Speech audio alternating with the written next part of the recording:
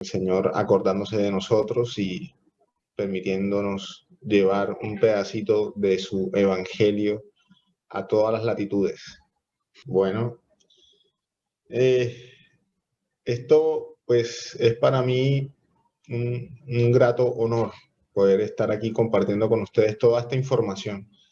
Precisamente esta tarde le escribía al doctor Ricardo Castañón, pues con quien tengo una relación de amistad, podríamos decir, desde el año 2014 que lo conocí, porque precisamente él me ha cedido toda esta información e imágenes de primera mano que voy a mostrarles, es decir, lo que les voy a mostrar es toda información que ha sido proporcionada por el investigador principal de estos milagros eucarísticos.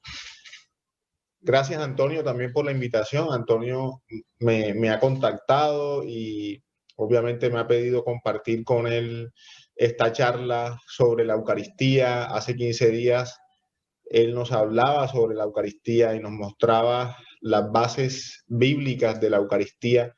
Y precisamente terminamos concluyendo que nuestra iglesia es una iglesia llena de un tesoro invaluable, que son la Sagrada Escritura y la Sagrada Tradición, ¿no? Porque pues no todo está contenido en la Sagrada Escritura, aunque la palabra de Dios es Dios mismo, Él mismo lo dice. Al final del Evangelio según San Juan, dice, y nuestro Señor Jesucristo hizo muchas más cosas que si no cabrían todo lo que hizo en todos los libros del mundo. De ahí que nuestra iglesia tiene un tesoro invaluable también en la Sagrada Tradición, que nos ha mostrado, digamos, generación tras generación, cómo ha salvaguardado y cómo se fue gestando la Eucaristía, la celebración eucarística, la liturgia. Y de ahí que yo siento un gran amor por esto que hoy vamos a hacer y que vamos a presentar, porque sin temor a equivocarme, es el tesoro más grande que tiene la humanidad. Cristo presente de una manera real, viva, eficaz, en un trozo de pan. Cuando Antonio me preguntó cuál sería el título de la charla, esto fue lo que les propuse: Sagrada Eucaristía y Milagros Eucarísticos. Una aproximación entre la ciencia y la fe, y tenemos un par de preguntas que hacernos con base en este gran título. ¿Puede la ciencia probar la presencia de Cristo en la Eucaristía? Y la otra pregunta está aquí contenida: ¿permite Dios pruebas científicas de su presencia real eucarística? Son dos preguntas bien interesantes que vamos a ir contestando en la medida que va transcurriendo la conferencia, la charla. De antemano, pues quiero presentarme. Mi nombre es Marco Blanquicet Anaya. Yo soy médico internista, cardiólogo, especialista en ecocardiografía. Hice mi pregrado en la Facultad de Medicina de la Universidad de Cartagena, la ciudad donde vivo y donde soy oriundo, y me especialicé en universidades de la capital de Colombia, en Bogotá, donde hice medicina interna y cardiología, y luego hice otras especializaciones en imágenes cardíacas. Sin embargo, pues no es esto lo que nos trae acá. Lo que nos trae acá es precisamente es el amor de Dios, ¿sí? Hay algo que nosotros tenemos que aprender a diferenciar. Una es el conocimiento y otra es la felicidad de la vida de conocer al Dios que nos creó. son dos aspectos de la vida que se complementan. Como hoy vamos a intentar demostrar que la ciencia y la fe no son antagónicas, pero que el verdadero fin del hombre probablemente no está en conocer más y más cosas, sino en conocer más y más a Dios. Y en eso está y radica la felicidad. Y si ustedes me preguntan, ¿la felicidad del cristiano? Sí. La felicidad del cristiano y del no cristiano, la felicidad de toda la humanidad, radica en conocer al amor de los amores, al que lo dio todo por nosotros. Y de ahí parte todo. Así fue mi conocimiento. Yo no comencé desde la ciencia hacia la fe, sino que fue lo contrario. Yo primero me encontré con el Señor Jesús y después Él fue mostrándome cosas que ni me imaginaba, como dice la palabra del Señor en Jeremías 33:3. Clama a mí y te mostraré cosas que ni siquiera te imaginas. Clama a mí y te responderé, además, dice el Señor.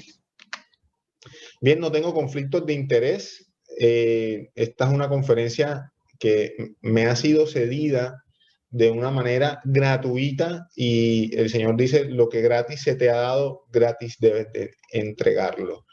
Nunca cobro ni he cobrado por estas conferencias. He dado conferencias en varias latitudes, a universidades argentinas, en Guatemala, ahora con ustedes en Ecuador, en varias ciudades de Cartagena, a diferentes grupos de laicos, grupos académicos, grupos de apostolado como el de nosotros, en Emaús, en fin, creyentes, no creyentes, pero en todo caso el Señor es quien hace la obra. Yo solamente voy a mostrarles una información y una información que si cada uno de nosotros abre el corazón, le transformará la vida. Esta es una historia que desde lo que vamos a contar nace en los años 1990, ¿sí? En la década de los 90. En 1999 en Buenos Aires, Argentina, al doctor Ricardo Castañón, que precisamente es el investigador principal, el investigador moderno más importante de los milagros eucarísticos, el doctor Ricardo Castañón. Hay otros autores, claro que sí, y lo vamos a ir viendo en el transcurso de la conferencia. Llamaron al doctor Ricardo Castañón desde una parroquia de Buenos Aires, invitado por el padre Eduardo Graham, porque había observado dos hostias consagradas que presentaron una efusión rojiza.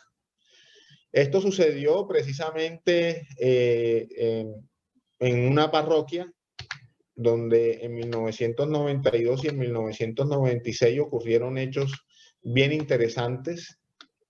Esta que fue una efusión el 5 de mayo de 1992 y otra el 15 de agosto de 1996, y está la descripción de lo que sucedió. Había en el 18 de agosto del 96, una persona recibió la comunión en la mano. Fíjense, aquí vamos a entrar y a ahondar en una serie de cosas que nos van a hacer pensar en si estamos o no haciendo las cosas bien. Miren que ahora con el tema del COVID estamos recibiendo la comunión en la mano y hay que tener mucho cuidado. Una persona recibió la comunión en la mano, no le pareció que era importante, la dejó caer y como cayó y se ensució, imaginamos, no la recogió. La recogió una señora que colaboraba en la misa y se la entregó al sacerdote. El sacerdote la sumerge en una vasija de agua, esperando que efectivamente se disolviera la hostia, y resulta que 8 días después encontraron un material rojizo. ¿Qué es este material rojizo que ustedes pueden ver aquí? No sé, confírmenme si en las imágenes están apareciendo bien. Tenemos una vasija a mi mano derecha con lo que es la degradación de una hostia, ¿sí? Pero si ustedes son buenos observadores, Aquí está la forma de la hostia. Imagínense la hostia circular, ¿cierto? Que ya se está degradando la harina, el trigo de la hostia se está degradando, pero han aparecido unas manchas rojas y unas manchas verdes también. Comienzan a aparecer ahí esas manchas y esta es la descripción que hace el padre Alejandro Graham cuando se encuentra con el doctor Ricardo Castañón sobre los hechos ocurridos con relación a una Eucaristía. La imagen que ustedes están observando arriba es también la de una hostia que tuvo efusiones rojas, manchas rojizas, y que posteriormente esto se convirtió como si fuera una costra de sangre, o sea, una costra, pues al momento no sabíamos a qué correspondía, y miren que así se observaba la vasija desde el lado lateral, sí, desde su parte lateral, que tenía una imagen que sugería sangre, es una imagen que sugiere sangre, eh, pero que no se sabía cuál era el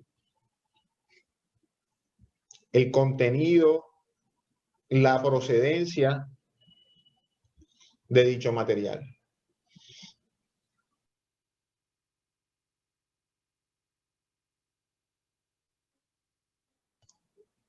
Bien, entonces, bueno, me van a disculpar, estoy un poquito, tengo una rinitis alérgica en el día de hoy, entonces estoy ahí lidiando con esos síntomas. Afortunadamente ustedes están lejos y así que no hay posibilidad de que esto sea, además que en el nombre de Dios, esto no es nada malo, ¿no? Listo, muy bien.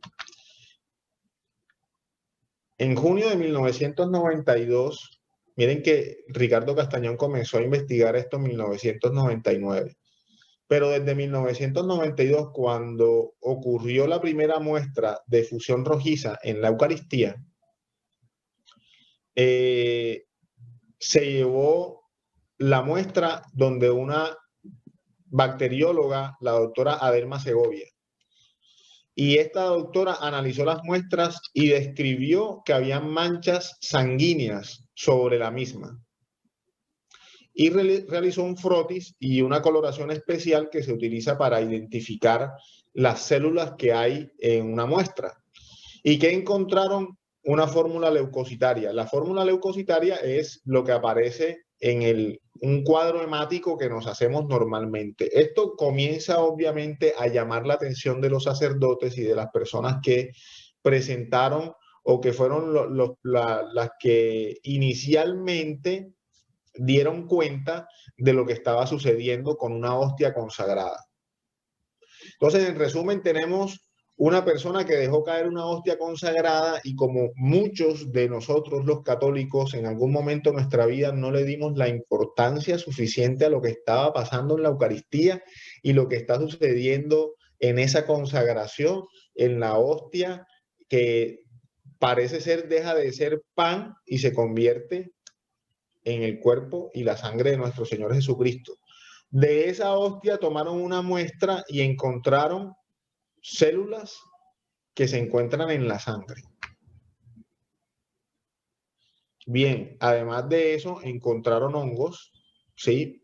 Que parecen ser las manchas verdes que estaban ahí y otras células como bacterias. Pero miren esto que está resaltado aquí. La investigadora, la bacterióloga, observa sangre humana. Es de las investigaciones modernas de los milagros eucarísticos la primera señal de que es posible de que en una muestra de tomada de una hostia consagrada haya sangre humana que brote del interior de la muestra. Que se comience a corroborar y a pensar de que es posible de que no haya sido sangre que haya sido depositada ahí en la hostia, en la Eucaristía. Bien, el 29 de octubre de 1995 se obtiene una vez más la fórmula leucocitaria. Ya han pasado 3 años y se vuelve a estudiar esa muestra y resulta que ahora efectivamente sigue siendo sangre, sigue siendo la muestra leucocitaria y sigue llamando la atención de los sacerdotes y de la Arquidiócesis de Buenos Aires.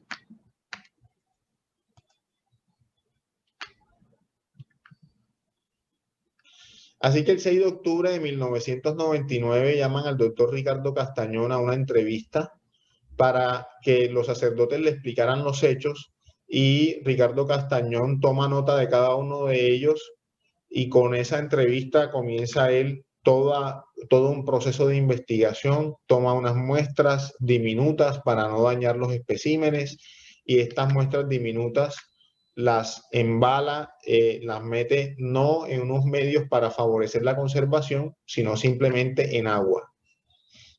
Y las envía a unos laboratorios en los Estados Unidos, en California.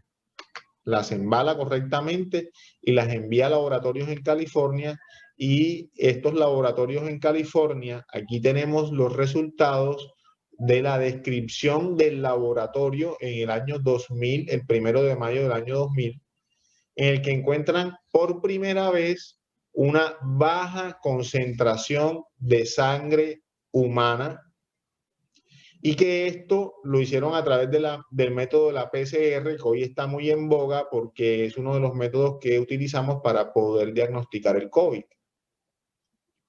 Entonces, por primera vez en la historia de los milagros eucarísticos se logra aislar ADN humano de una hostia consagrada.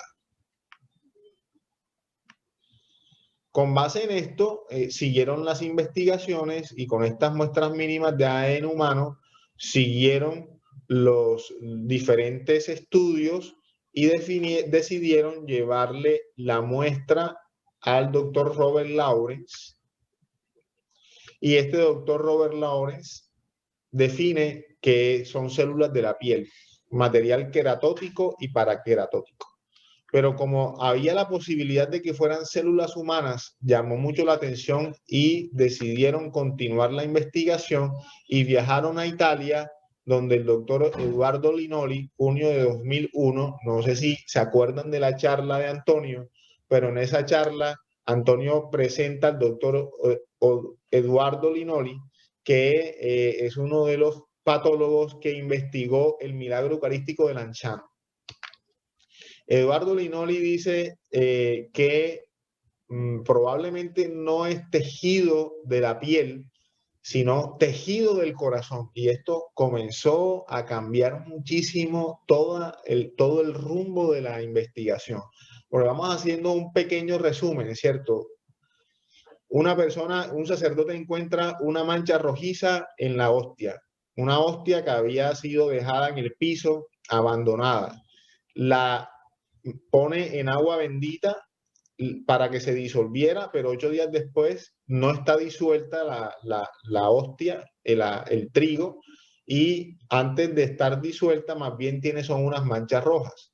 Esas manchas rojas las llevan donde una bacterióloga y encuentran que hay sangre humana y hay una fórmula leucocitaria, que son las células de la inflamación del cuerpo humano, que da a entender que ese material es un material humano. Esto no termina ahí, sino que detectan ADN humano. Pero no solamente se quedaron contentos con saber que era ADN humano, sino que querían saber ese ADN de qué células procedían, e inicialmente consideraron que podían ser células de la piel, pero resulta que la llevan donde un experto, el mismo que estudió el milagro eucarístico de Lanciano y encontró fibra miocárdica, dice: pienso que esto no es tejido de la piel, sino que es probablemente tejido del corazón. Bien, esto motivó al doctor John Walker en Australia a tomar unas fotografías por microscopía electrónica, y a través de esta microscopía electrónica hallaron unos tejidos muy interesantes que tenían todas las características de la fibra miocárdica, es decir, del tejido que compone, el tejido que compone el corazón. Bien, se aprecian miocitos, es decir, células cardíacas, y tienen núcleos, es decir, esas células, imagínense, de pronto, no sé qué profesión tienen ustedes, pero probablemente si no son médicos, les voy a tratar de explicar esto y me perdonarán pues los que tienen algún conocimiento, que el corazón es como una casa y los ladrillos de las paredes están conformadas por unas células que se llaman fibras miocárdicas o miocitos, ¿sí? Esas pequeñas unidades estructurales son las que conforman todo el músculo cardíaco y permiten la capacidad o la acción de bombeo que tiene el corazón de la sangre. Además de eso, encontró células inflamatorias, esas células que se producen en los procesos inflamatorios. Esas células inflamatorias hoy también están muy en boga porque son las que generan toda la cascada de inflamación en los pacientes con COVID. Y esas células inflamatorias se encontraron en esas muestras de hostias consagradas que estaban ahí analizadas en el proceso de investigación de los milagros eucarísticos. Todo esto motivó a los investigadores a ir donde un experto en patología forense cardíaca. Este hombre, Frederick Zugibe, que en paz descanse, fue un eminente cardiopatólogo forense, profesor de patología y autor de diferentes obras como Diagnóstico Histoquímico, etcétera, etcétera. Él fue el jefe el forense del condado de Rockland en New York. Además, cursó sus estudios en la Universidad de Virginia, en la Universidad de Columbia y en la de Chicago. Es autor de diferentes libros, dentro de estos, pues un libro que se denomina Análisis Forense de la Crucifixión de Jesús. Esto, miren que es algo que a mí me llamó mucho la atención cuando comencé a analizar y a investigar toda la historia de los milagros eucarísticos, porque es la contundencia de los hallazgos y la seriedad de los investigadores. Investigadores que por lo demás, la mayoría ateos, ¿no? De hecho, varios de ellos, incluyendo al investigador principal, comienza a cambiar la vida, les comienza a cambiar la vida con este conocimiento. Por eso es que el conocimiento de Dios es un conocimiento que tiene que ser significativo, es un conocimiento que comienza a transformar la vida de la persona. Si el cristiano que se encuentra con Cristo no comienza a cambiar y a transformar su vida, hay algo que está pasando, porque la acción de Cristo y de su palabra es viva y eficaz y comienza a transformar al ser humano. Y por eso es que nosotros podemos ver en un retiro de Emaús como en un fin de semana, en tan solo 48 horas, la persona llega con un rostro y en 48 horas es un hombre o una mujer completamente distintos, con una mirada diferente, con una acción diferente y con un objetivo de vida completamente diferente. Así que a estos, el encuentro personal con el Señor les ocurrió a través de la ciencia. Es algo hermoso, verdaderamente hermoso. Este doctor analizó las muestras y estas son las muestras y las imágenes que a mí particularmente me transformaron la vida. Porque el 20 de abril de 2004, el doctor Frederick Zugibe hace un análisis específico de las muestras originales, que son las que aquí estoy mostrando, y describe: las tiras contienen tejido cardíaco, pero no cualquier tejido cardíaco. Hay evidencia de cambios degenerativos del tejido miocárdico. Si ustedes son buenos observadores, aquí donde tengo el puntero del mouse, ven que hay una fibra miocárdica, que es tejido, que son células, pero estas células están completamente lesionadas. Hay una disrupción, hay células que no se continúan ya una parte del tejido con la otra porque están rotas, están lesionadas, están injuriadas. Hay núcleos celulares pignóticos, que son núcleos que se encuentran en las células que está a punto de morir. Pero además de eso, hay una serie de células como estas, que son células inflamatorias, que son leucocitos que Solamente estos, por ejemplo, son leucocitos que se denominan leucocitos polimorfonucleares. Son células inflamatorias que llegan al corazón a través del fluido sanguíneo.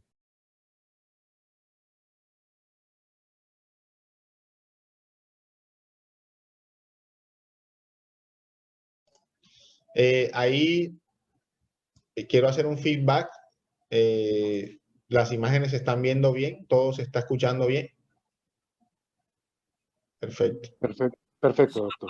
Sí, todos Muchas gracias. está bien. Ok.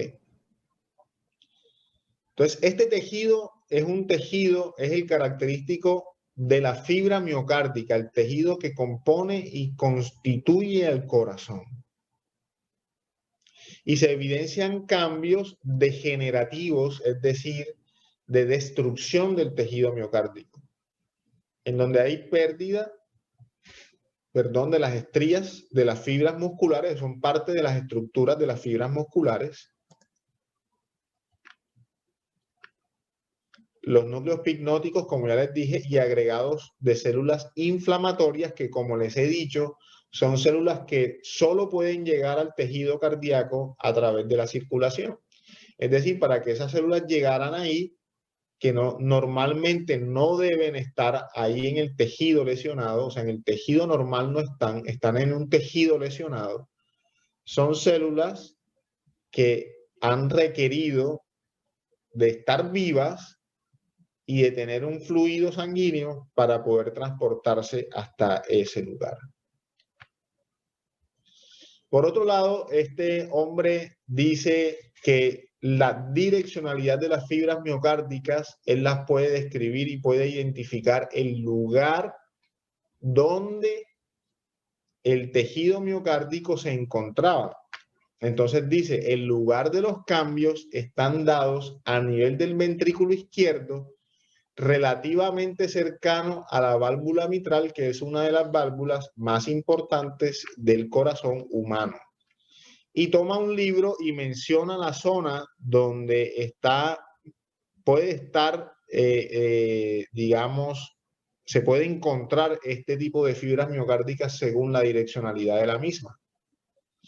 Entonces concluye, estos cambios degenerativos son concomitantes a un reciente ataque cardíaco, infarto del miocardio de algunos días de duración, debido a una obstrucción de una arteria que suple nutrición y oxígeno al área del músculo cardíaco, y la obstrucción puede ser el resultado de una esclerosis arterial o de trombosis coronaria o un severo golpe en el pecho a la altura del corazón, y firma Frederick Zugibe. Esto sucedió el 26 de marzo de 2005, informe final de la muestra analizada. Muy bien. Lo interesante de todo esto comienza cuando el doctor Frederick Zugibe emite este informe, pero le dice al doctor Ricardo Castañón que tiene que explicarle de dónde procede esta muestra, porque la muestra tiene signos de vitalidad, es decir, la muestra estaba viva. ¿Viva en qué sentido? En que tiene células que solamente pueden estar en ese lugar, que tienen características de vitalidad, es decir, son células que están todavía vivas, que no están destruidas y que solamente pueden llegar a ese sitio si el paciente estuviera vivo.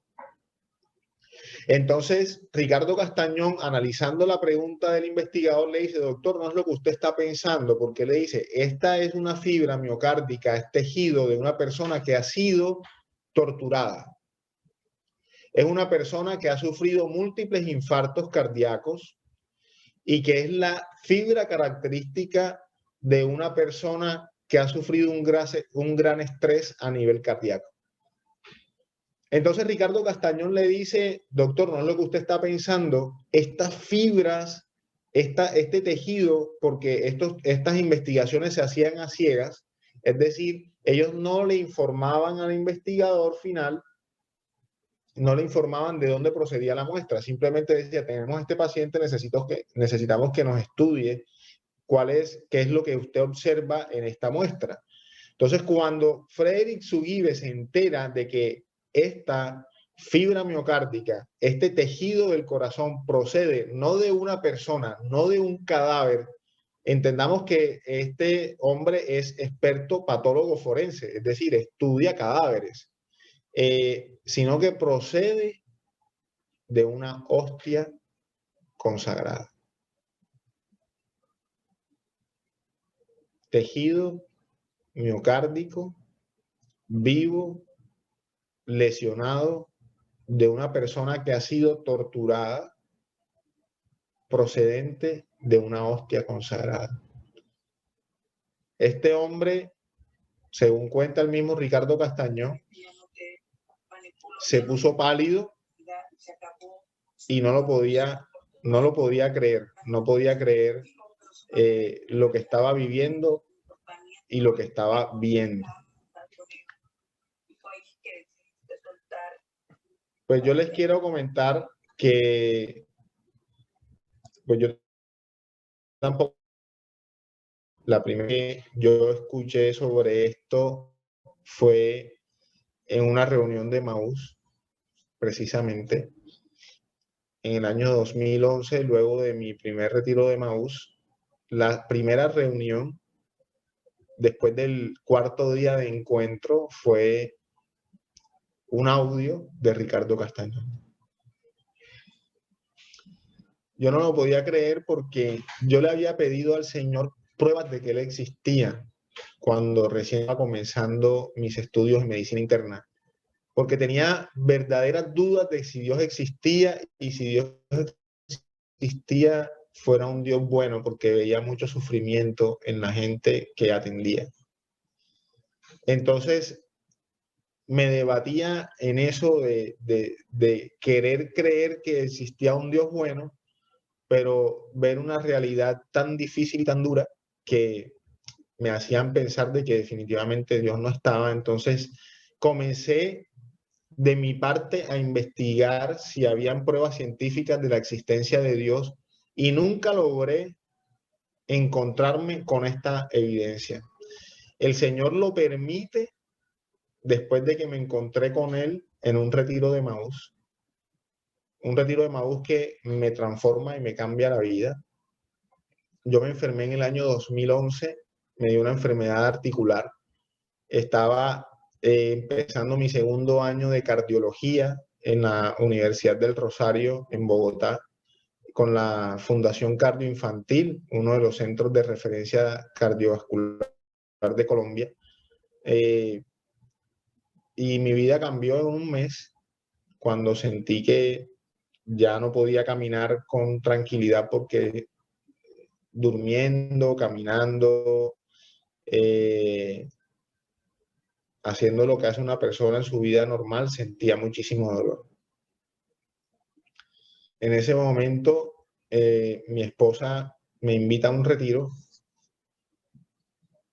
Ella me invita a una Eucaristía y en esa, digamos, rabia y desesperación que sentía por el dolor, porque mi vida me había cambiado. Ella me invitó a una Eucaristía y yo no quise ir. Yo le dije, pues no sé, no le encuentro sentido a ir a la Eucaristía de un Dios que no puede ser bueno porque me está permitiendo todo este dolor. Mi esposa después me entero que se va llorando a la Eucaristía y en la Eucaristía ella dice palabras textuales, se le apareció la Virgen, porque hubo un hermano con una camisa blanca y una flor en el pecho que invitó a un retiro de Emaús y le pareció que esa era nuestra salvación, porque el grado de depresión a la que yo estaba llegando ya era una depresión significativa, severa. Yo no quería ir a ese retiro, de hecho pensé que no lo necesitaba. Entonces, cuando ella me invitó al retiro, me dijo, hay un retiro muy bueno que es para hombres, ¿por qué no asistes a ese retiro? Vivíamos en Bogotá. Y yo le dije, pues sí, yo voy. pero en realidad no sé cuántos están casados aquí, pero ustedes saben lo que, lo que significa una esposa perseverante. Entonces, yo le dije a mi esposa, sí, yo voy, pero era para quitarle la idea, ¿no? Porque si le decía que no, no iba a tolerar una semana con la insistencia. Entonces yo le dije, sí, yo voy, pero al final en el fondo de mi corazón yo no quería ir al retiro. Pero mi esposa perseverante me inscribió al retiro y cuando me dice, mira, vamos a inscribirte al retiro nuevamente, yo le dije, no, en realidad le fui sincero y le dije que no iba a asistir al retiro. Yo le dije que no iba a ir a ese retiro porque yo no lo necesitaba, que yo no necesitaba ese fin de semana, que tenía muchas cosas por hacer. Y ella, gracias a Dios, no me escuchó, esposa perseverante. Entonces, terminó inscribiéndome en el retiro y cuando llega muy contenta con el formulario ya diligenciado, me dice, mira, ya te inscribí al retiro. Yo quedé como que, pues yo no le, o sea, de hecho me confundió porque yo dije, ¿será que yo le dije que sí? Eh, el, pero para ser más breves, accedí a ir y me encontré ese fin de semana con un Dios que yo no conocía, con un Dios bueno que no me estaba juzgando, un Dios que no era el culpable de mi enfermedad. Ese fin de semana lo entendí, que nosotros tenemos una naturaleza que Él creó, sí, pero que nuestra naturaleza, nuestro cuerpo, sufre, sufre por la enfermedad, pero que Él no quiere la enfermedad para sus hijos. Pero yo llegué devastado, llegué deprimido, eh, llegué minusválido a ese retiro, con mucho frío en la ciudad de Bogotá, un frío, un frío era devastador. Además, la soledad que sentía en mi corazón, y le escribí en ese cuadernillo que nos da, le escribí, le abrí mi corazón y le dije, ¿será que Dios algún día yo podré dejar de sentir este dolor que llevo en mis huesos y el dolor que llevo en mi alma? Y miren que me encontré con un Dios maravilloso que me dijo estas palabras que me salvaron la vida. Ya no importa si estás enfermo y también te las está diciendo a ti, porque el Señor no hace nada al azar. Y si me ha puesto a decir esto es porque tú lo estás necesitando. Me dijo estas palabras y te las dice a ti hoy también. Ya no importa si estás enfermo, ya no importa si estás deprimido, ya no importa si te tomas muchos medicamentos al día. Yo tenía 31 años y tomaba casi 15 medicamentos, 15 tabletas diarias para el dolor y para muchas otras cosas. Ya no importa, me dijo estas palabras que hoy las recuerdo y me resuenan mucho. Ya no importa si el mundo se está acabando, porque lo único que importa es que estoy en tu corazón. Y me dijo también esto a través de un hermano de Maús. Hijo, Marco, el amor es más que un sentimiento, es una decisión. El Señor me conocía como solamente Dios te puede conocer. Y sabía que esas palabras iban a transformar mi vida. Ahí reconocí que era Él. Porque Él no me había dado, yo he sentido que no he tenido grandes cualidades, que la cualidad más grande que el Señor me ha dado es la de tomar decisiones y de ir hasta el final con esas decisiones. Yo dije, Señor, si amar es una decisión, hoy decido amarte, le dije. Y luego de amarte a ti, le dije, voy a amar a mi esposa y voy a construir un hogar. Mi hogar se estaba destruyendo por la depresión y la enfermedad. Y voy a amar a mi esposa, voy a amar a mi familia voy a amar a mis pacientes, voy a amar a todo el que me pongas en el camino. Esa es la decisión de amar. Esa decisión me cambió la vida porque me dio nuevamente ganas de vivir. Yo no quería seguir viviendo. Obviamente estaba en un grado de depresión severo. Yo no quería seguir viviendo. Pero no era capaz de hacerme daño porque pues nunca, yo sabía que no iba a ser capaz de eso y sobre todo por mis padres. Yo no sería capaz de hacerme daño para no generarle dolor a mis papás. Y ese fin de semana me encontré con el amor de los amores, me encontré con Jesús, me encontré con Él presente en la Eucaristía. Cuando terminó el retiro, seguía con dolor, seguía deprimido, pero no fue ese retiro mágico, no fue el retiro mágico de ¡pum! Se solucionaron todas las cosas, no. Fue un proceso de cruz y de amor. Aunque seguía con dolor y seguía con tristeza, sabía que había un Dios bueno, grande, santo y misericordioso que estaba conmigo y que me dijo estas palabras: no pasará un solo día de tu vida sin que sepas que soy Dios. Y así lo ha cumplido. Así lo ha cumplido de principio a fin porque el Señor nunca miente. El Señor siempre cumple. Si tú te sientes defraudado por el Señor, es porque aún no has terminado de ver su obra o aún no has entendido lo que está haciendo en tu vida. Pues mira que yo pude terminar cardiología y la sorpresa más grande y la noticia más importante de mi vida ha sido que Jesús está presente en la Eucaristía, pero que no solamente Él está presente en la Eucaristía de una manera simbólica, sino que definitivamente la Eucaristía se transforma en Él. Y que lo que hay allá adentro, por acción del Espíritu Santo, es no más ni menos que el corazón de Cristo, el mismo corazón que se encarnó en María y que le dio luz al mundo.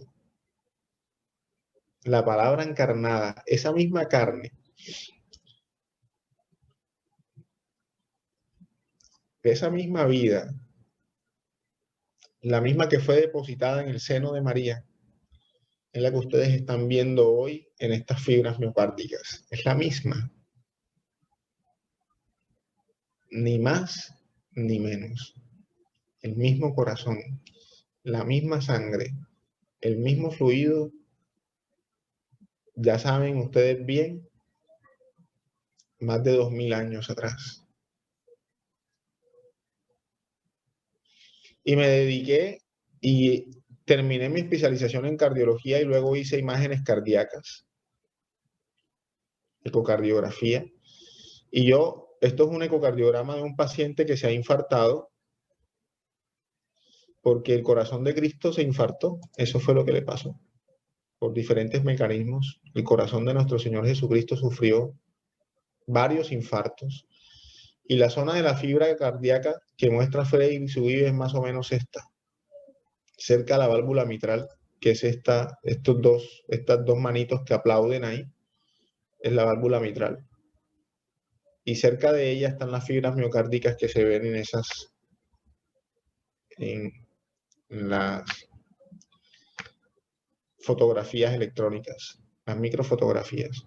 Esto es otra imagen de otro miocardio infartado, abalonado, con un aneurisma apical, esta zona de aquí. Y esta es una arteriografía coronaria de una obstrucción de un vaso, que son las que generan precisamente la mayor parte de los infartos. Esta zona de aquí está obstruida. No se dibuja bien. Miren cómo se dibuja esta arteria acá. Esta no se dibuja bien. Entonces, la tecnología hoy nos ha permitido conocer mucho de esto y la ciencia ha avanzado muchísimo. Pero también Dios ha permitido que los ciegos vean y los sordos escuchen, los médicos.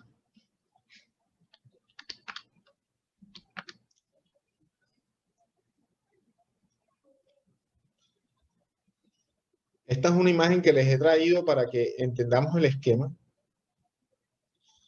El tejido cardíaco se compone de una red de células que están unidas.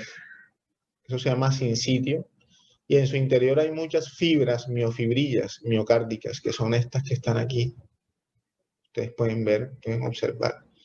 Y que organizadas se ven aquí como esta imagen abajo. Sí, están muy organizadas y los sincitios y las uniones intercalares se ven perfectamente. Mírenlas aquí, uniones intercalares, y miren los núcleos. Y ahora les muestro la fibra miocárdica que cambió mi vida. El núcleo picnótico, una fibra lesionada con las uniones intercalares rotas por múltiples infartos y células inflamatorias. Ustedes acá no encuentran células inflamatorias porque normalmente esas células inflamatorias no están dentro del corazón. Esto está infiltrado por células inflamatorias. Si les dé un parecido, esta es una imagen que bajé de Google como para que ustedes por sus propios ojos puedan más o menos hacerse una idea de lo que es una célula, un leucocito, un glóbulo blanco polimorfo nuclear. Se llaman polimorfonucleares porque sus núcleos tienen diferentes formas. Y estos son los que están viendo ahí. Así que efectivamente, esto ha sido obtenido de una hostia consagrada. Por eso se llama milagro. Por eso se llama milagro eucarístico, porque es la máxima expresión de lo que el ser humano no puede entender ni explicar ni siquiera con la ciencia más avanzada. Esos son los hechos, queridos amigos. Espero no estar aburriéndolos, ¿no? Pero esto es apasionante, definitivamente apasionante. Cuando nosotros vemos esto, nos preguntamos, bueno, pero ¿eso de dónde procede? ¿Cómo se da? ¿Por qué se da? ¿Por qué aparece en una hostia consagrada una fibra miocárdica, sangre humana, ADN, y que además científicamente se puede demostrar que no es un tejido que ha sido superpuesto, sino que es un tejido que brota desde el interior? Porque esa pregunta también se la han hecho y no lo hizo cualquiera, lo hizo un obispo en uno de los estudios de los milagros eucarísticos más recientes, el de Chilpancingo, por ejemplo. El obispo de Chilpancingo le pidió al doctor Ricardo Castañón que pudiera demostrar a través de métodos modernos que la muestra no fue superpuesta, es decir, que alguien haya tomado sangre, su propia sangre, y la haya dejado sobre las hostias consagradas.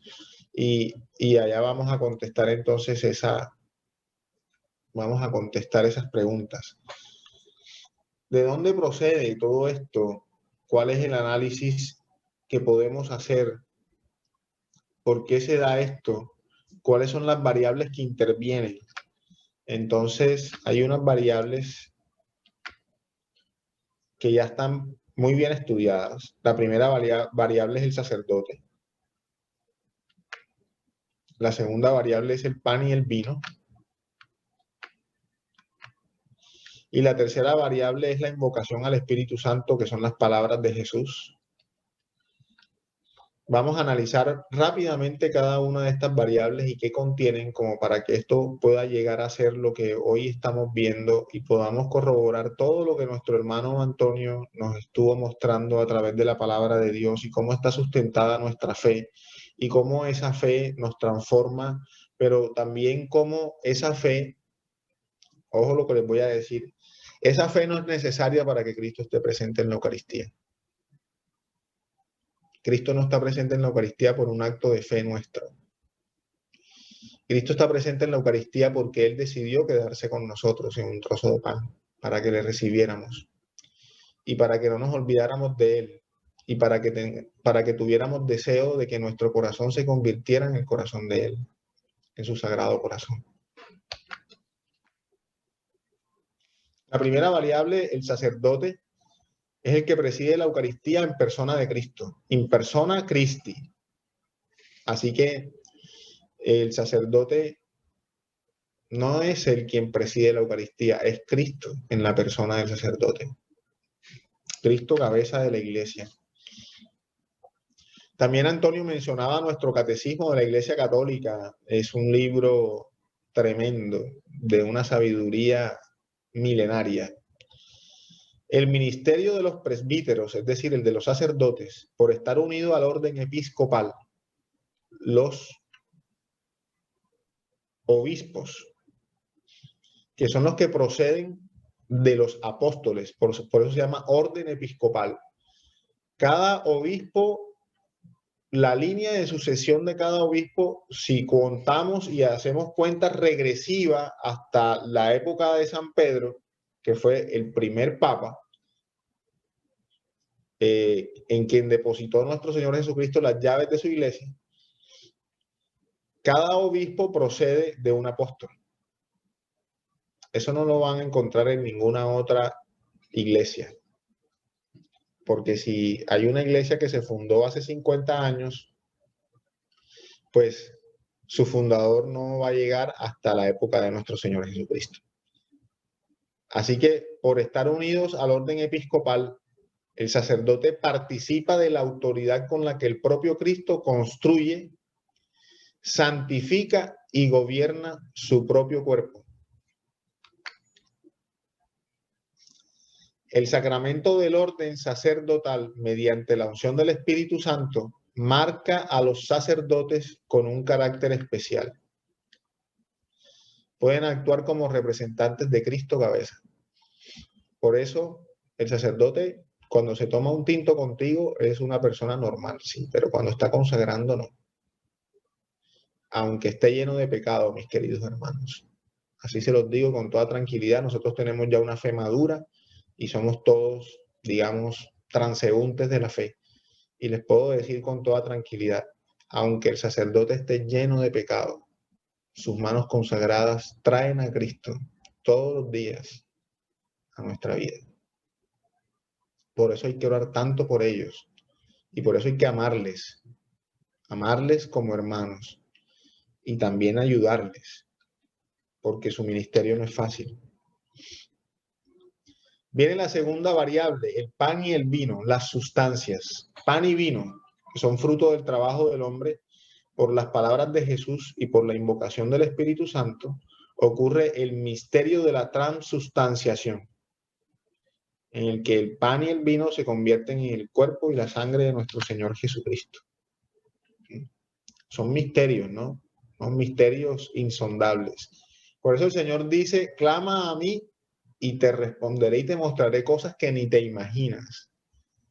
El don de la fe es la gracia también de pedirle al Señor que nos muestre en nuestros corazones, en nuestro interior, todo el conocimiento que procede de su Espíritu Santo para que esto no tengamos necesidad de entenderlo, sino de hacerlo vida en nosotros. Y la tercera variable es la invocación al Espíritu Santo y las palabras de nuestro Señor Jesucristo que hace el sacerdote sobre las especies. ¿Sí? Es la conjugación de estas dos primeras variables del sacerdote, las especies. Entonces, esas dos variables se conjugan en una invocación al Espíritu Santo y las palabras de nuestro Señor Jesucristo. El sacerdote, ¿qué hace? Solamente ora. ¿Necesita fe y creer? No. Tampoco se necesita la fe del sacerdote para que esto suceda. Es increíble. Porque precisamente muchos milagros eucarísticos se han dado y han sido manifestación del Señor en sus sacerdotes para mostrarles que Él sí está presente ahí en la Eucaristía cuando han dudado como seres humanos que pueden dudar. Pero no se necesita ni la fe tuya, ni la mía, ni la fe del sacerdote. se necesita la acción del Espíritu Santo y de que sea invocado. El sacerdote invoca al Espíritu Santo para que por su poder el pan se convierta en carne y el vino en sangre. La carne y la sangre de nuestro Señor Jesucristo. Resultado, la transustanciación. Este momento se denomina epíclesis, el momento en el que el sacerdote ora e invoca al Espíritu Santo para que ocurra la transustanciación. De tal manera que ya no es pan y vino, sino el cuerpo y la sangre de nuestro Señor Jesucristo. Ahora, nosotros sí lo sabemos y lo confiamos y lo creemos en fe. ¿Sí me explico? O sea, ahí sí, la fe la necesitamos para, sin necesidad de pruebas, creer que Cristo está presente ahí en la Eucaristía. Eso es como cuando yo le doy esta charla a unas señoras de Eucaristía diaria y les digo, mire, señora, es que aquí está presente el corazón de Cristo. La ciencia lo ha demostrado. Y la señora me dice, todo amable y tranquila, sí, mijito, pero si eso ya lo sabíamos. Es hermoso, porque ellas no necesitan de la ciencia para creer. El Señor dice, yo hago estas cosas para los sordos y los ciegos. Pero mis hijos que creen por fe no necesitan ver, simplemente creen. El Señor es grande, es bueno, es santo, es misericordioso, es un Dios que en su naturaleza está darse. Ese es nuestro Dios. Así que tenemos un sacerdote, el pan y el vino, y una invocación al Espíritu Santo con las palabras de nuestro Señor Jesucristo en el momento de la epíclesis, traen como resultado la transustanciación, en donde el pan se convierte en carne y el vino en la sangre de nuestro Señor Jesucristo. Hermoso. Pero ¿saben qué? El vino, como dijo Antonio la vez pasada, sigue sabiendo a vino y el pan sigue viéndose como pan y sigue sabiendo a pan. Pero ya no son pan ni vino, son el cuerpo y la sangre de nuestro Señor Jesucristo. ¿Y eso es así? Sí, es así. Este es el milagro eucarístico de Chilpancingo, donde una religiosa, cuando iba a dar la comunión a un feligrés, encontró que se llenó completamente de sangre, varias hostias se llenaron de sangre o de una mancha roja, y esa mancha roja posteriormente fue analizada y era la misma fibra miocárdica y el mismo tipo de sangre y la misma fórmula leucocitaria que en Buenos Aires. Y este ya sucedió en el 2009 en Chilpancingo, más de 10 años después de los milagros eucarísticos de Buenos Aires. Y hay que ver que las muestras, esto ocurrió en el año 2009 y las muestras comenzaron a estudiarse en el 2013. Y cuando en la costra, cuando se formaba esta costra, que es como de una sangre seca, y escarbaban y quitaban para estudiar las muestras, aparecía sangre fresca desde su interior. Díganme ustedes si esto no es un milagro. Díganme ustedes si esto no es lo más importante que le puede suceder a un ser humano. Tener a su Dios presente en un pedazo de pan. Por eso cuando me invitan a otros cultos, yo digo, bueno, o sea, con toda seguridad que mi Dios en su misericordia se manifiesta. Porque sí, se manifiesta en otros cultos. O sea, no lo puedo negar. Y se siente la unción. Pero no está la plenitud. Porque si no hay Eucaristía, no hay plenitud. El cristiano no puede llegar a la plenitud en esta vida cuando no está unido al cielo abierto, como dice nuestro amigo Scott Hans en su libro La Cena del Cordero. En la Eucaristía está la plenitud del encuentro con Cristo. Y ya lo vamos a ver por qué. Miren, les he presentado milagro eucarístico, el primero, el milagro eucarístico de Buenos Aires, 2 milagros eucarísticos, 1992, 1996. Luego, Milagro Eucarístico de Chilpancingo, publicado en 2014, pero que ocurrió en el 2009. Y el Milagro Eucarístico de Lanchano, que ya nos los mostró nuestro hermano Antonio, que ocurrió en el siglo VIII, si mal no recuerdo, donde encontraron también fibras miocárdicas. ¿Esto qué quiere decir, mis queridos hermanos? Que los sacramentos y la presencia de nuestro Señor en la Eucaristía es verdadera, es real y es sustancial. Ustedes se preguntarán, ¿cómo así? Verdadera, real y sustancial. Sí. Miren, las variables que hemos analizado son espirituales. Sin embargo, los análisis ponen en evidencia resultados físicos: sangre humana tipo AB, ADN, células formes de la sangre y fibra miocárdica. Aquí están viéndolo. Yo sé que ya hoy no necesitamos evidencia, pero esto nutre nuestra alma y nos confirma, nos reconfirma que Cristo está presente en la Eucaristía y que lejos estamos de amarle como Él se merece. Ahora, ¿por qué la presencia verdadera, real y sustancial? Sí, así es. La Eucaristía, la presencia de Cristo en la Eucaristía es verdadera porque su presencia no es solo figura, no es algo que nos estamos imaginando. Es verdaderamente presente en cuerpo, alma y divinidad. Es real porque su presencia no es por fe subjetiva. Es decir, no existe para los que creemos y no, y digamos, que exista para los que creemos y no existe para los que no creen, ¿no? Independientemente de si tú o yo no creemos, o si el pastor de la iglesia o del culto, de cualquier otro culto, no cree, o si el mismo sacerdote no cree, ella existe, su presencia, su encarnación está ahí. Y es sustancial porque la presencia del Señor en la Eucaristía no es meramente virtual. Por eso es que los sacramentos no se pueden celebrar por los medios virtuales. Ahora ustedes me preguntarán, bueno, pero ¿cómo así? ¿Qué pasa con la Eucaristía? ¿Que la transmiten? Sí, tú veneras la Eucaristía, estás presente, analizas la palabra, la liturgia de la palabra, pero no estás celebrando desde tu casa la Eucaristía, porque la Eucaristía no es un elemento virtual, sino que según el mismo ser de su cuerpo y sangre, el mismo que asumió Cristo en la encarnación.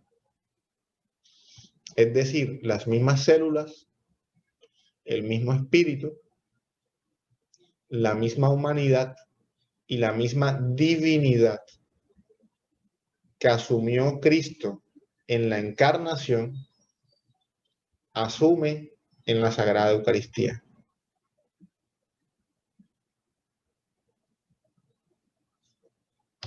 Así es como Santo Tomás de Aquino hace referencia a la Eucaristía con este escrito.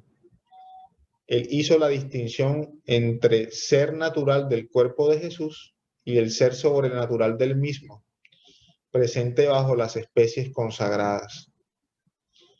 Concluyó que la cantidad, la forma, el color y sabor del pan y del vino continúan siendo los mismos, aunque toda sustancia del pan y del vino haya sido transformada en sustancia del cuerpo y sangre de nuestro Señor Jesucristo. Es decir,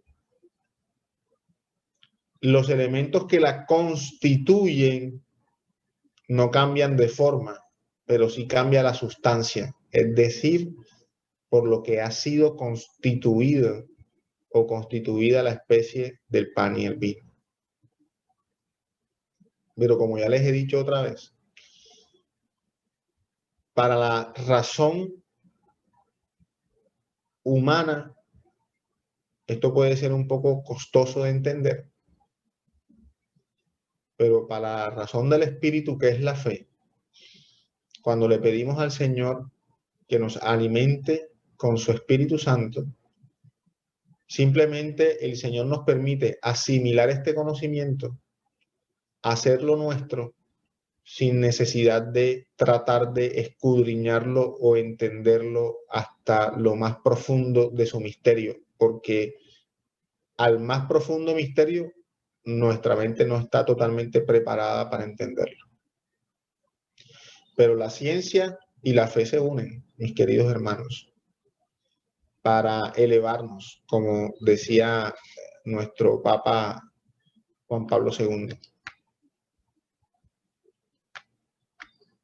Estos fenómenos se pueden repetir, además son verificables, cuantificables, y esto nos da una plausibilidad científica. Esta primera pregunta de si el fenómeno es verificable, cuantificable y reproducible, lo tenemos con este milagro eucarístico de Chilpancingo, donde al doctor Ricardo Castañón lo han llamado de esta diócesis para que iniciara las investigaciones sobre este milagro eucarístico. Y lo más interesante es que hallaron el mismo tipo de sangre, AB, el mismo tipo de sangre del manto de Turín, del sagrado manto, también de la Verónica, ¿cierto? Es el mismo tipo de sangre analizado y es el mismo tipo de sangre de las muestras analizadas de Lanchano. Además, en estas investigaciones se han encontrado células que solo se encuentran en pacientes como estas muestras de células que han englobado o han fagocitado tejido adiposo, ¿sí? Características de los síndromes coronarios, del infarto agudo de miocardio. Entonces también han encontrado eritrocitos y leucocitos, es decir, células formes de la sangre. Han encontrado tejido adiposo y las mismas fibras miocárdicas que se encontraron en los estudios que se hicieron en Argentina y en Lanchano. Además, células de origen mesenquimal. Y aquí está la segunda pregunta. ¿Han podido ser inoculados los especímenes con material humano? Y la respuesta es sí. Se ha investigado y de hecho, aquí les voy a dar una anécdota. El doctor Ricardo Castañón siempre ha hecho la reacción en cadena de la polimerasa en estos estudios y lo han y no ha podido amplificar el ADN. Entonces, Monseñor, el obispo, le pidió que pudiera identificar con una nueva tecnología o con un método científico si la sangre pudiera ser depositada en la muestra, y en una de esas, cuando él logró amplificar las muestras que proceden de los milagros eucarísticos, es imposible amplificar el ADN porque solamente tiene una hélice.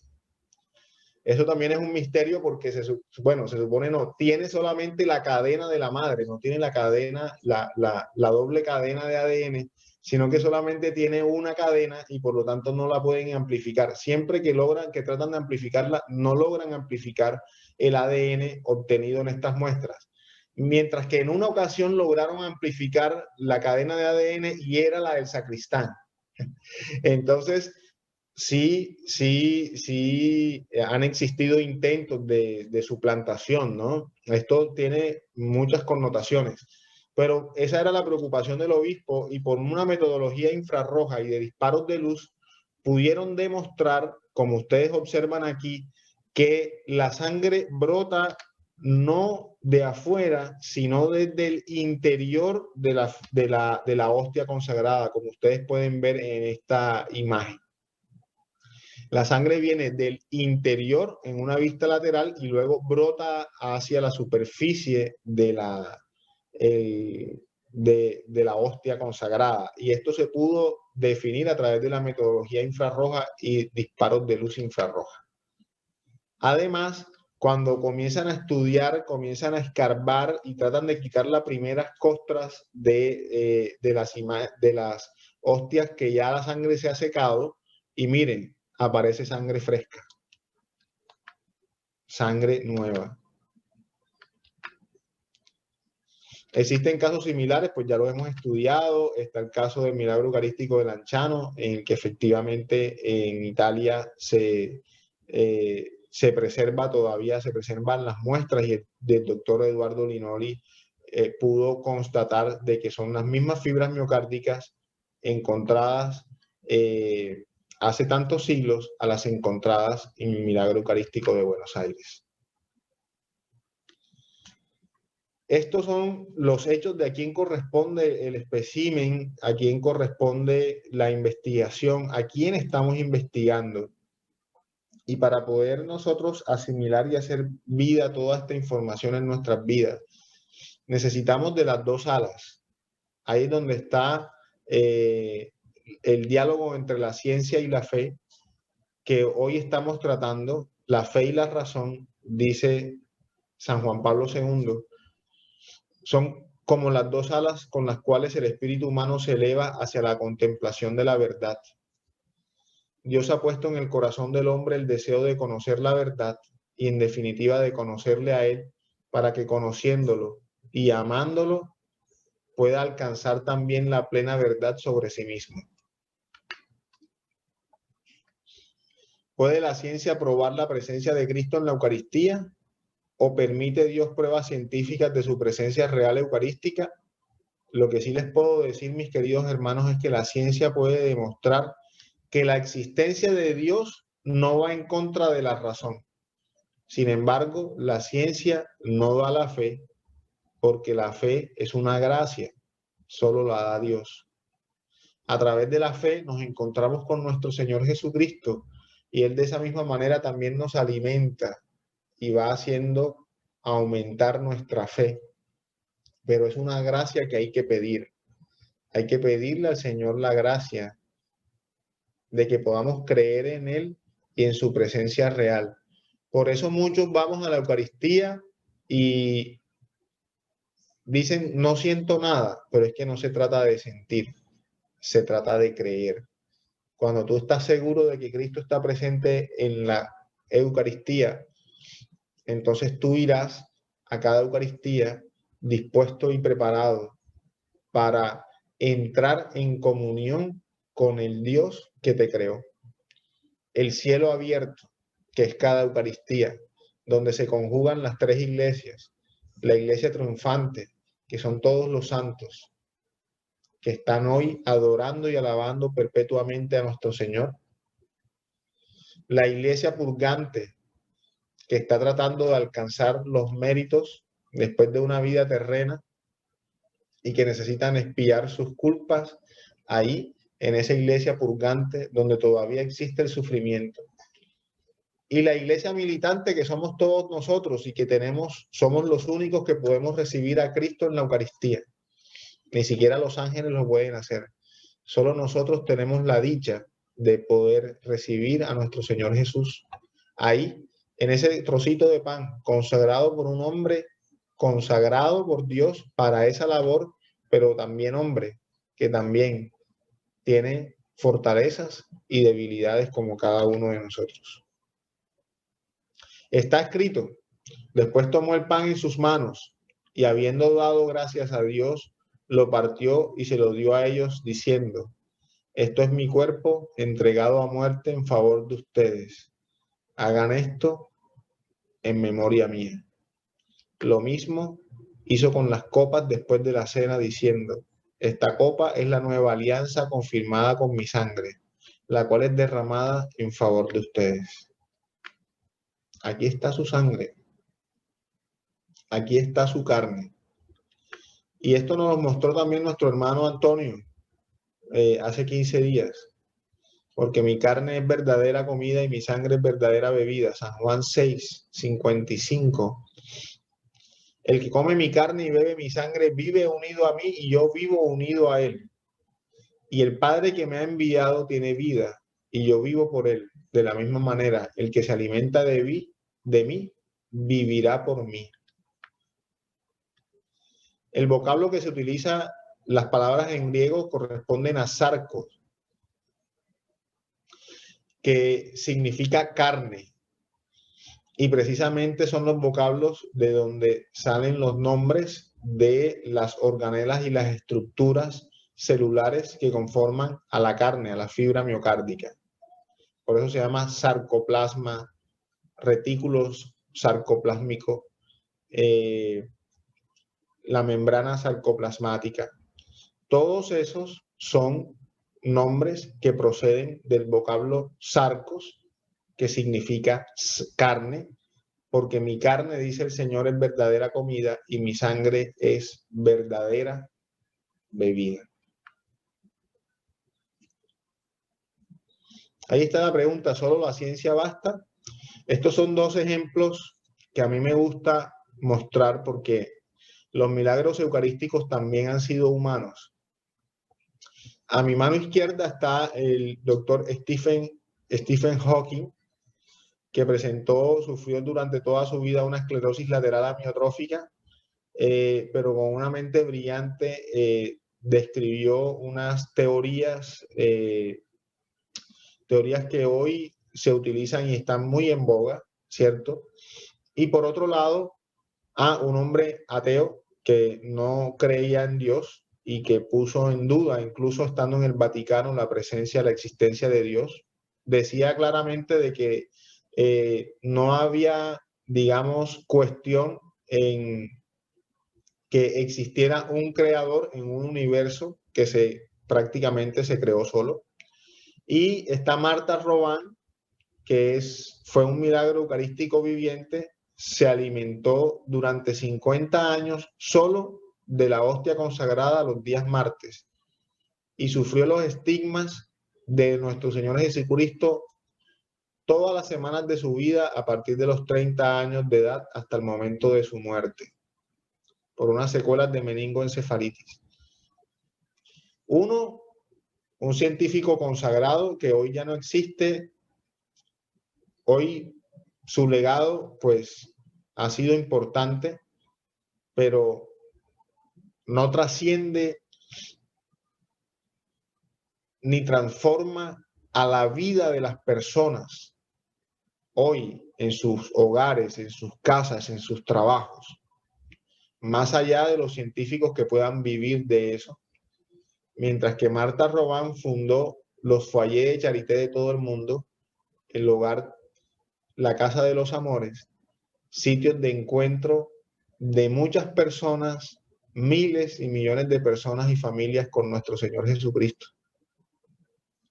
donde muchas vidas han sido, son y serán transformadas. Ahí es donde nosotros preguntamos, ¿solo la ciencia basta? Stephen Hawking decía, existe una ley como la gravedad, el universo puede y podría crearse por sí mismo desde la nada. La creación espontánea es la razón por la que es redundante el papel de un creador del mismo. Y Marta Román, por su parte, solo vivió y respiró para el creador del universo. Para quedar en casa, mis queridos hermanos, los estudios de las hostias consagradas con efusiones han demostrado, a partir de variables espirituales, que los resultados ponen en evidencia fenómenos físicos: sangre humana tipo AB, ADN humano, células formes de la sangre, fibra miocárdica, células mesenquimales pluripotenciales. Así lo pueden ver. Ahí está la evidencia de cada una de estas.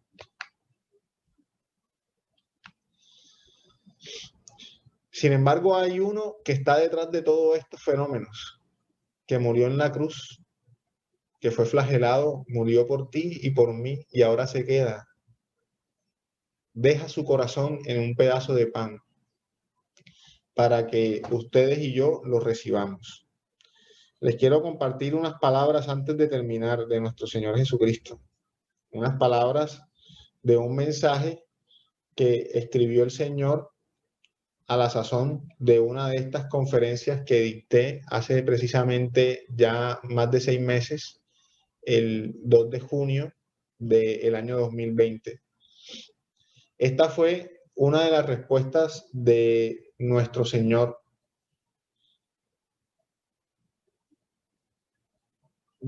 a través de uno de sus místicos estudiados por el doctor Ricardo Castañón.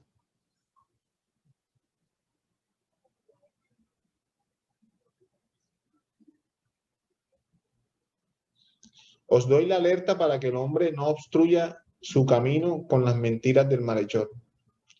Os he dado mi sagrado corazón para que en él habiten, y os he entregado en total misericordia mi cuerpo y mi sangre en cada Eucaristía.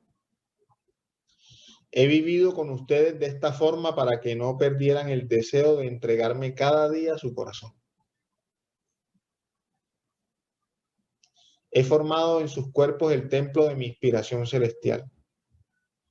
He arrojado así de sus vidas el poder de la maldad, pues el que come y bebe mi cuerpo y sangre no perecerá, y habitará en la morada que destinada para ustedes ya fue. Habitarán en ella, y yo, su Señor, habitaré con ustedes, marcando así el día de amor de Dios para sus hijos, aquellos que me darán su sí, aquellos que esperan vivir la verdad y escuchar cada día mi voz. Yo soy y seré eternamente su Dios, trino y uno.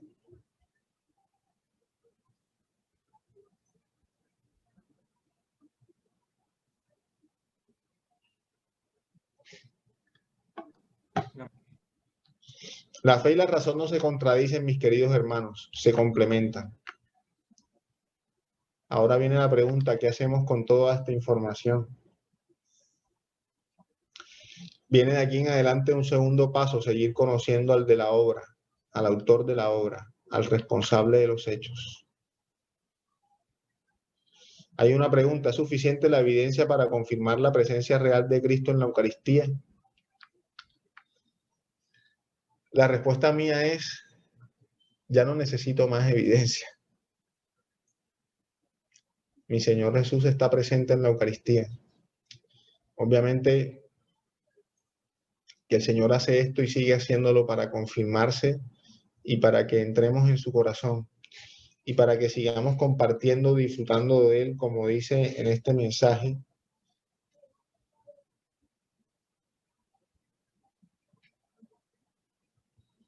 He formado en sus cuerpos el templo de mi inspiración celestial. He arrojado de sus vidas el poder de la maldad. Pues el que come y bebe mi cuerpo y sangre no perecerá, y habitará en la morada que destinada para ustedes ya fue.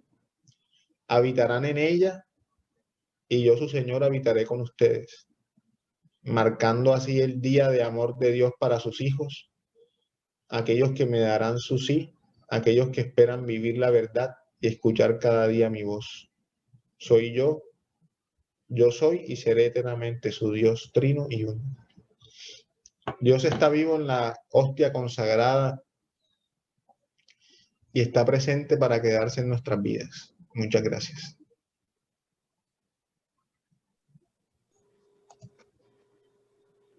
Muchas gracias, doctor Blanquicet. Maravillosa, maravillosa exposición, como ha abordado este tema tan apasionante como usted lo dice, doctor. Y quisiera, si me permiten, resaltar que nos muestra la palabra del Señor acerca de la fe. Hebreos 11:1 nos dice, la fe es la garantía de las cosas que se esperan, la prueba de aquellas que no se ven. Por eso es tan importante, mis hermanos, pedirle al Señor que nos permita crecer en su amor, en la fe. Crecer también en humildad, porque la palabra del Señor también nos dice en Mateo 11:25, dice, te alabo y te bendigo, Señor, porque has escondido estas cosas a los sabios y ricos y se las has revelado a los humildes y sencillos.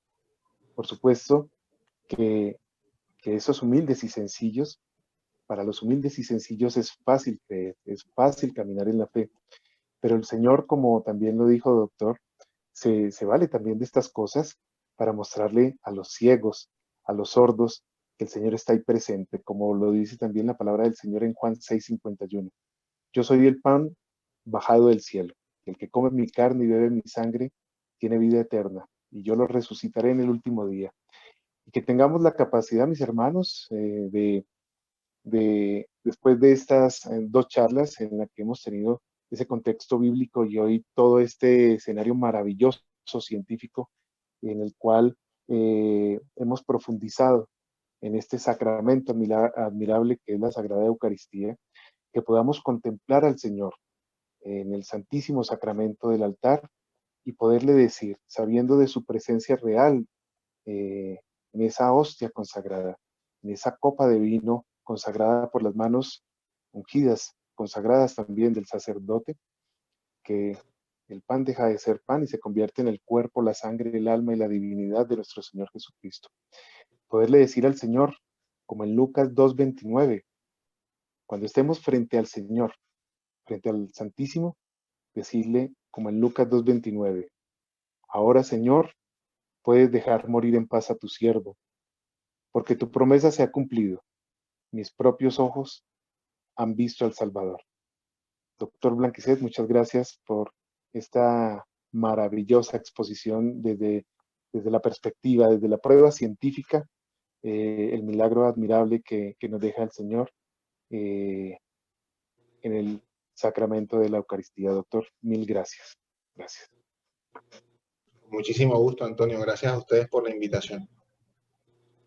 Muchísimas gracias, Antonio. Muchísimas gracias. Dios le pague por esta doble charla. ¿Sí? Muchas gracias, doctor, por habernos compartido igual este tema muy, muy enriquecedor. Yo solo me voy a quedar con una de las palabritas que usted justo decía cuando hizo el retiro de Emaús y estaba viendo en la Biblia y en Josué dice, nadie te podrá hacer frente en todos los días de tu vida. Así como estuve con Moisés, estaré contigo. No te dejaré ni te abandonaré. Yo creo que ese mensaje, yo creo que eso ha hecho el Señor con cada uno de nosotros que hemos tenido la gracia y la bendición de vivir la experiencia del retiro de Emaús. En cada momento, como usted decía, en cada momento, no necesariamente a veces es en el retiro que a veces el Señor nos toca, sino a veces al otro día. Sí.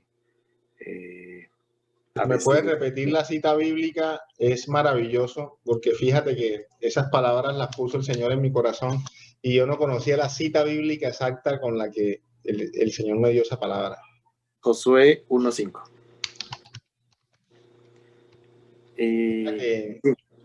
Sí.